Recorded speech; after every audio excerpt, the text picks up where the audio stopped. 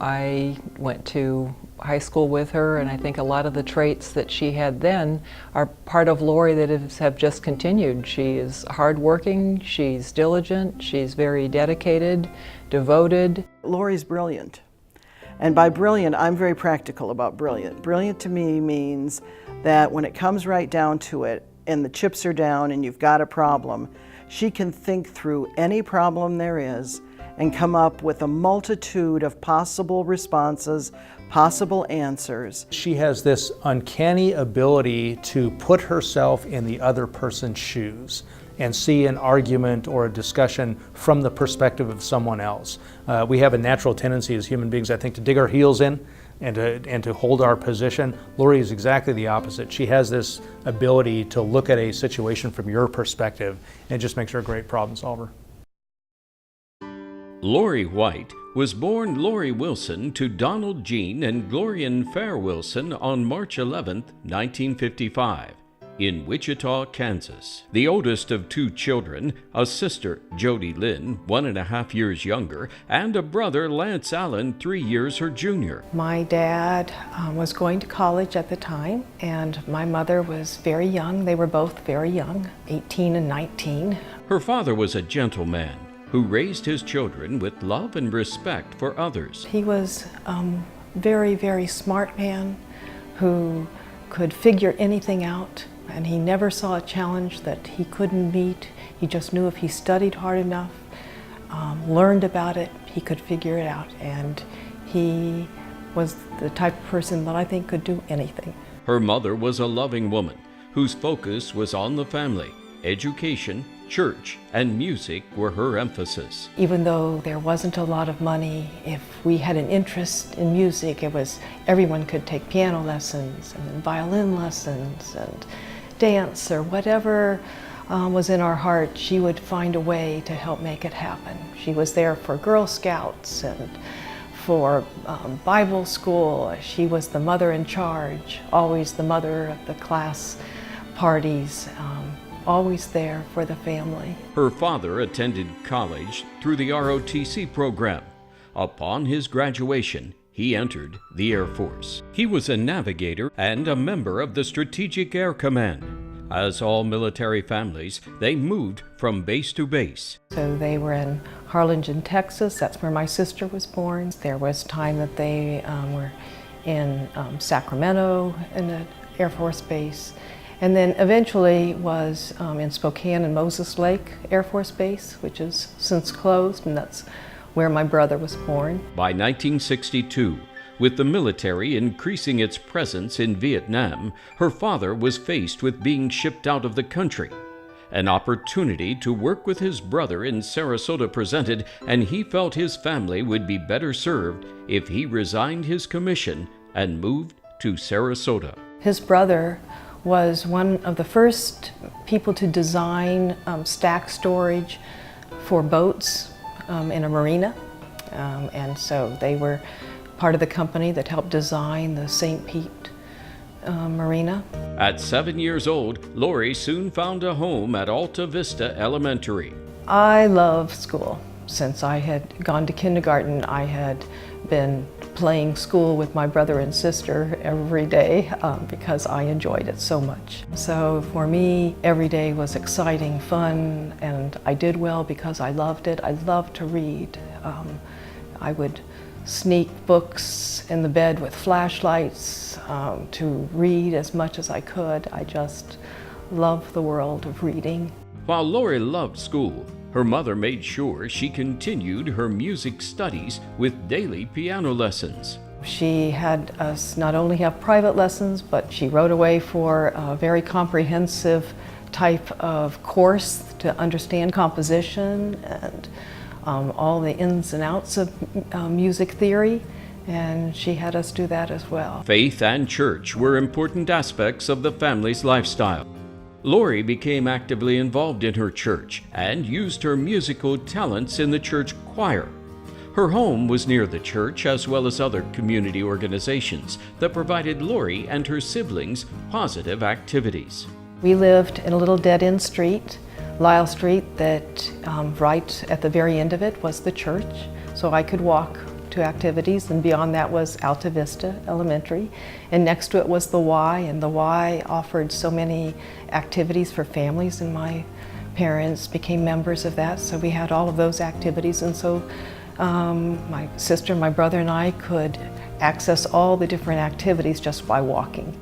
Lori attended Sarasota Junior High School. However, it was a challenging time period for the education system, and Lori found herself unsure about school for the very first time. It was a time that teachers had walked out, and it was a time where the beginning parts of integration, where you had students thrown in a school that didn't feel that it was theirs.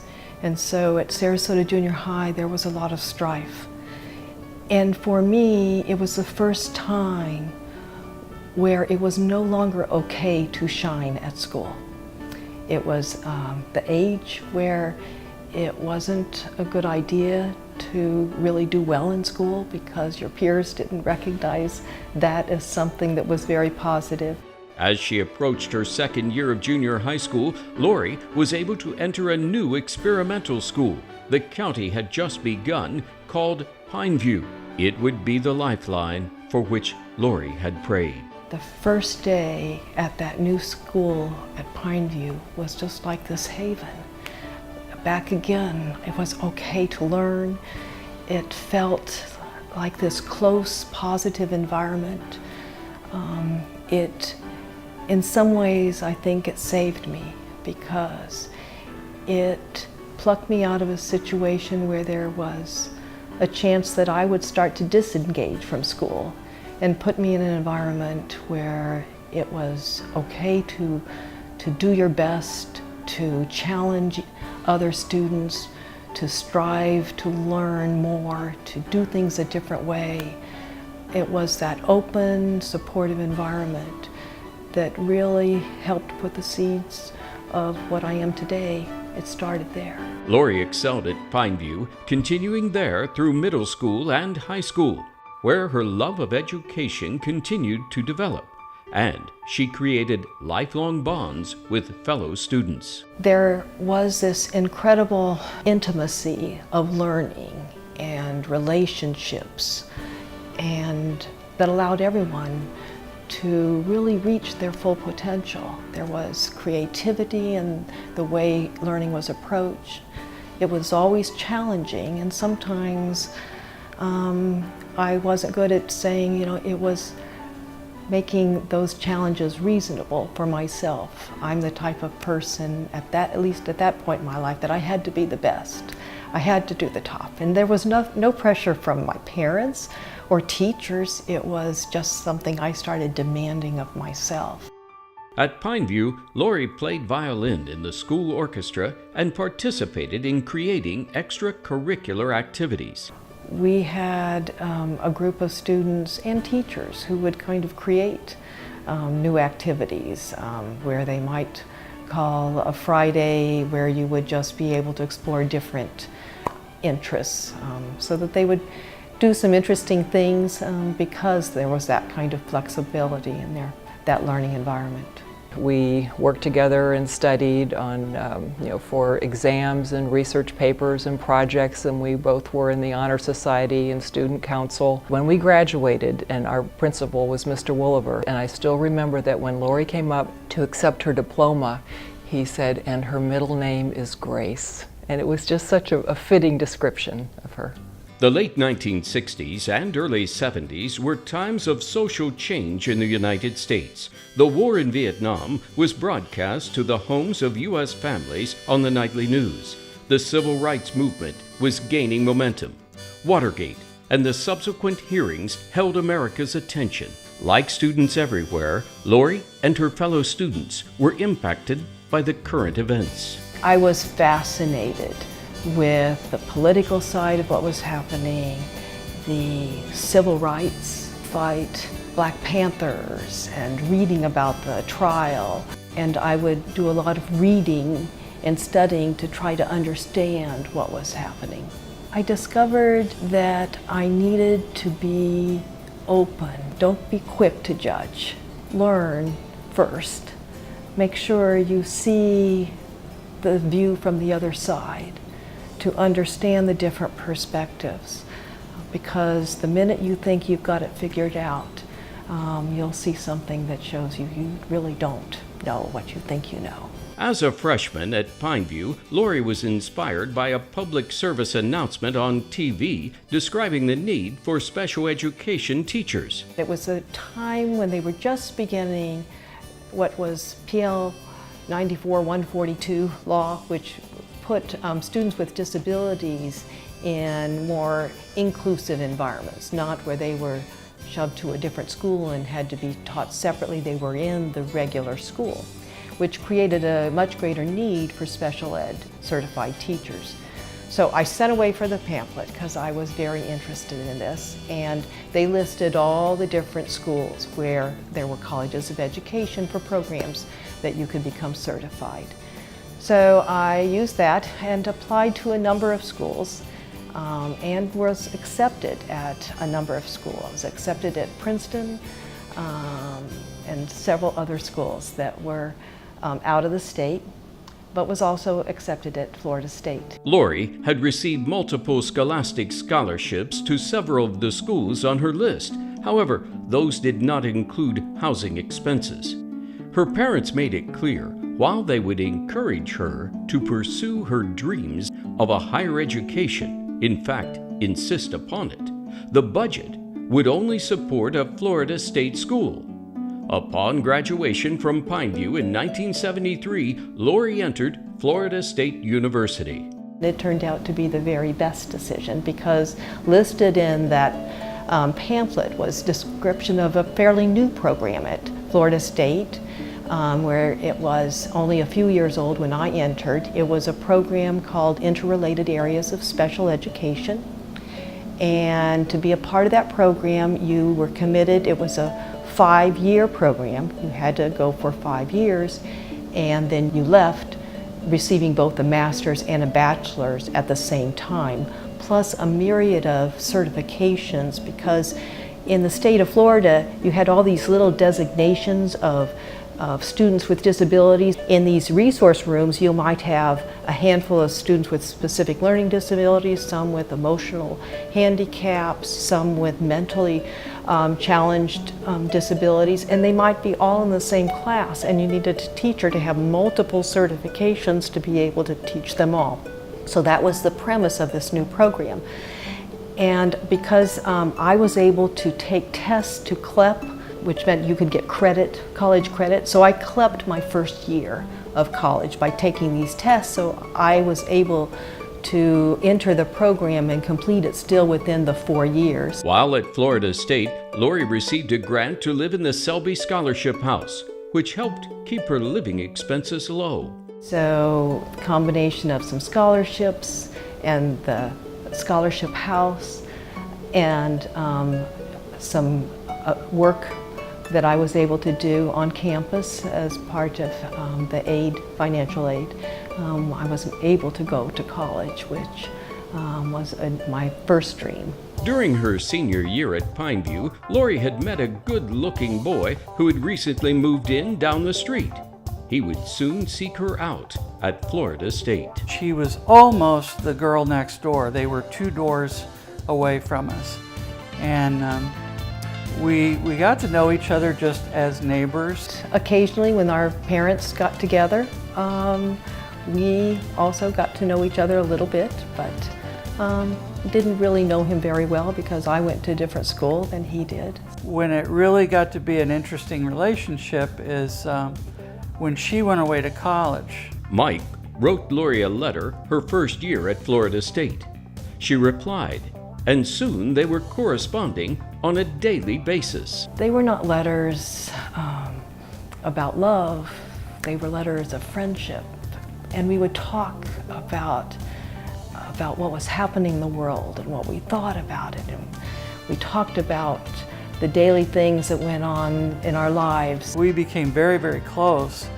And then at some point during that process, I think we both fell in love with each other just through the letters. The letters opened up their relationship, yet they had never been out together. When Lori was in Sarasota on break, they planned their first date. Well, it was very strange, and we had written about it, that it was going to be strange to go out together because we really didn't know each other face to face very well. We only knew each other through letters. We knew we were going to go out together, but we both knew we had found the person we want to be with. So we went to Behold the Turtle and had a very nice evening. He took me to the only disco in town, and it was a time of where teens could dance and young adults could enjoy the nightlife. But for me, it was not about the place, it was about this person. The two were engaged in Lori's last year at Florida State. It was not the typical proposal. He would always talk about, well, we'll do this in the future, and it was clear to me that he was assuming that we would be together, particularly when I graduated, but yet he never had asked.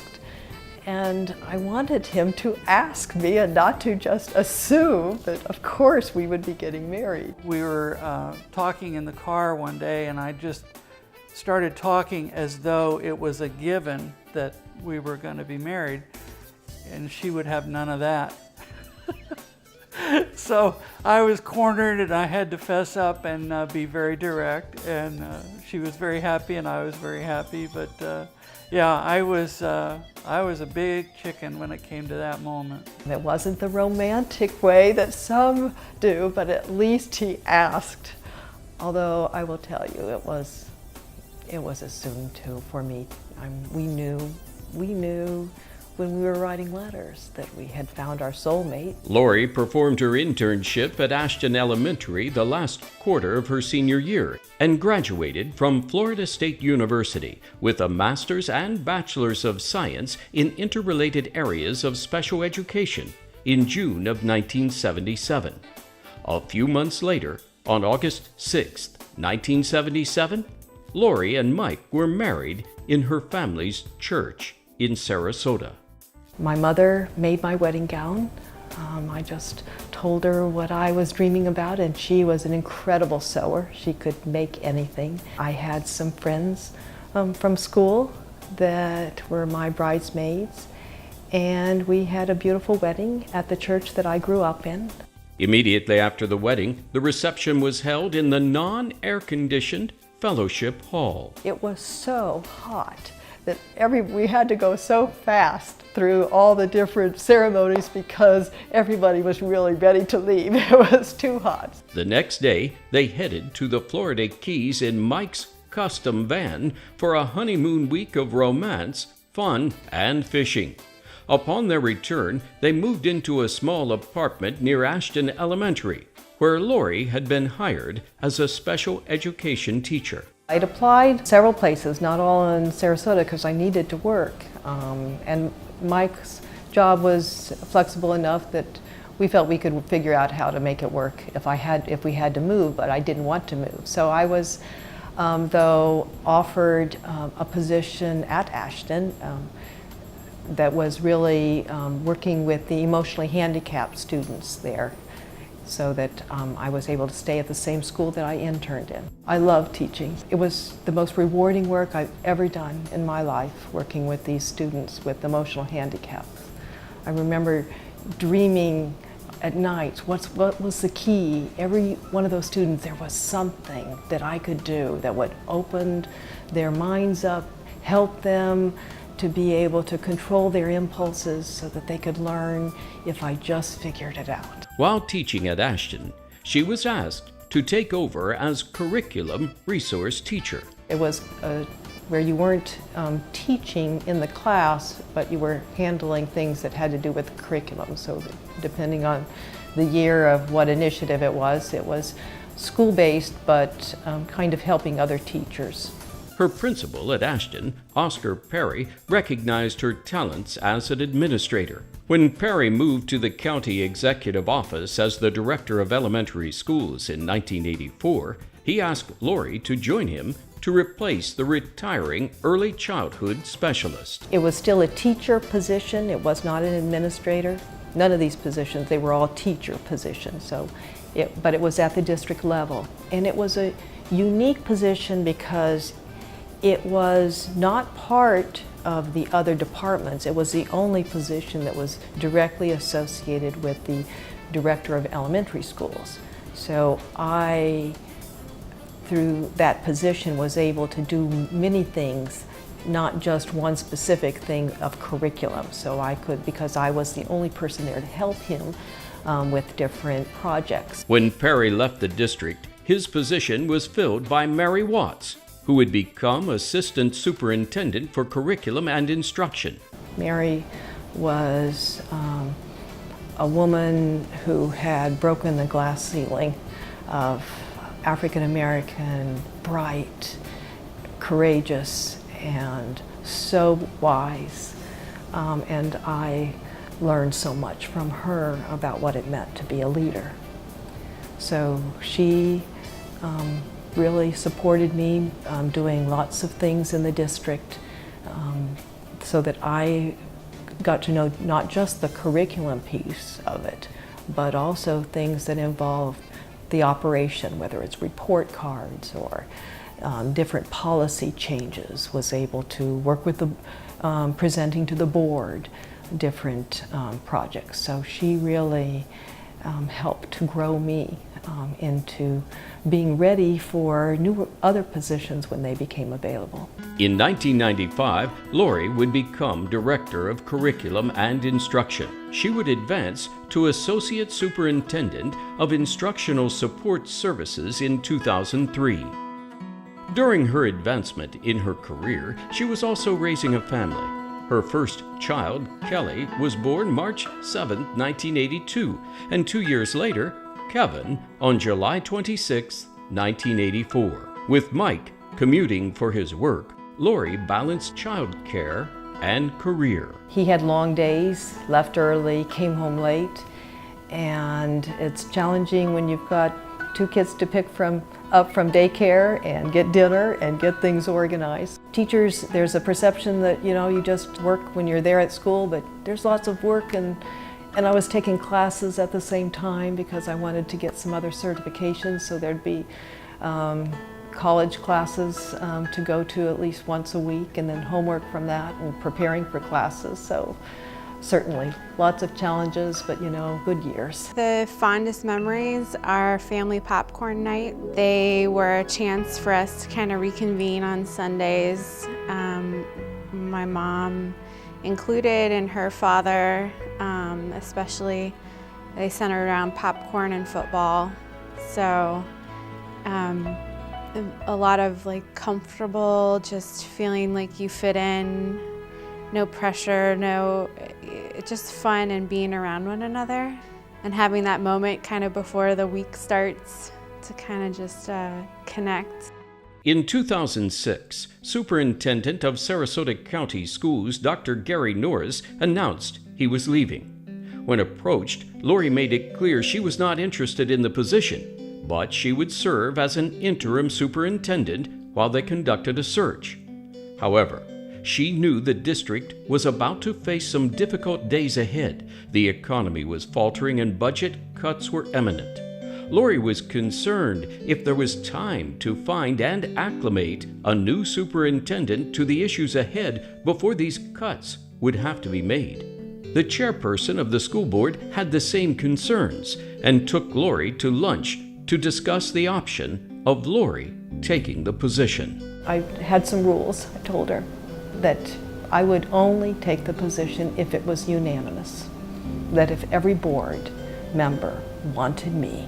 And I would certainly feel no disrespect if someone didn't want me, because it was, there was a perspective that perhaps there was someone better out there, and I could accept that. But if it wasn't unanimous, I did not want it. Lori also insisted if after 1 year the board was not satisfied with her performance, she be permitted to return to her previous position. This would not be an issue, as under her leadership, her team and teachers throughout the county schools made the difficult decisions to help the Sarasota County school system weather the storms ahead and thrive. She's the hardest worker I've ever met. I mean, she would work day and night to get a task completed because nobody is more task committed than Lori White. I remember the first time I ever saw her and somebody pointed out that that was Lori White. She was moving at this rapid pace with all these papers in her hand. And I said, who's that? They said, that's Lori White. I said, oh, that's Lori White. Well, I came to learn that I'd see her 10,000 more times doing exactly the same thing. Those papers were always data that needed to be analyzed, data that she had analyzed, solutions to problems she'd come up with, always thinking, always devoted to the task. And she kept all the rest of us devoted to the task as well. Her leadership style includes a couple of different things. First of all, those who know her know she has no ego. It is never about Lori. It is always about the kids. Second, I have found that she has never had a hidden agenda. What's on her mind is on the table. And third, all of those decisions are kind of guided by this very solid, what I would refer to politically incorrectly as a Christian moral compass. And when you lump all those things together and you look at it from the perspective of somebody who works for her, my decision making becomes really easy. When I'm faced with a tough decision, I can always say to myself, what I'm about to do in the best interest of students? And if the answer to that question is yes, I know I can do it because it's going to be in line with what drives Lori. When you look at the test scores, we're number 2 in the state, and that's with 51% on free and reduced lunch. So still with the challenges in many schools with high levels of poverty and homelessness. I think though what I'm most proud of is the strength of the diversity and choice that we have in the school district. That is really, I think, at a level that you don't see in many places. Lori believes in the importance of public education. At a time when the future of the public system is in question, she challenges us to understand its significance to our greater good. We have to find ways to continue to invest in our public education system so that we stay with our philosophy that every child deserves a good education, still cultivating the idea of choice for students so that there's not one single pathway, but we can't divert funding to the point where we're not supporting public education. We asked Lori White her advice for those who follow for living a successful life. It's not about who's at the top, but it's about how we work together to figure out ways to solve problems, each from our different perspective, each contributing what we can contribute. That's where success happens. And I see it every day from classrooms to schools to a community.